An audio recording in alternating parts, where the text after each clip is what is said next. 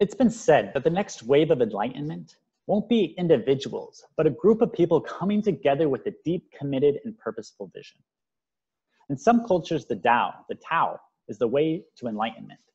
It may just be a coincidence that the tool we've imagined to facilitate people across the globe coming together with shared vision bears the same name. We're living through the modern day Renaissance, but we're simultaneously experiencing peaks of ecological, political, economic, and social crises. Future societies will look back and say that the Dark Ages hadn't quite ended. But I believe the Dark Ages are almost over. We're at the dawn of welcoming in new systems of governance. Thought and value distribution, creation, it's exploding ideas of different ways of reimagining and rewiring how we interact and organize our cultures and our civilizations. Human awareness is shifting from a local consciousness to a global consciousness. And you are part of this transition. Your awareness comes with the duty to bring your unique perspectives and gifts to this new paradigm. Now, it's important not to have a revolution, for a revolution is merely a shift in power from one group of people to another within the same paradigm. What we have the potential for is not just a revolution for some, but a renaissance for all of humanity, for all life on Earth.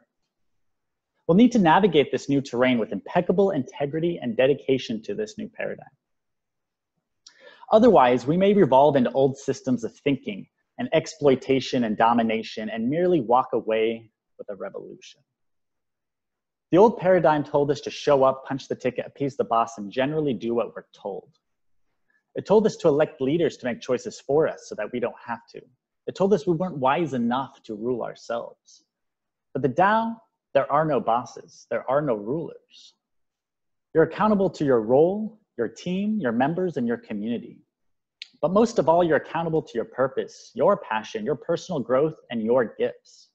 It's your responsibility, your ability to respond, to identify your gifts, create a role that best empowers you to share those gifts, then continue and contribute to the creation of this new paradigm. No one can tell you how to do this, what your gifts are, or how you'd like to receive value for your gifts. This is up to you to decide. And this is what the Tao is for.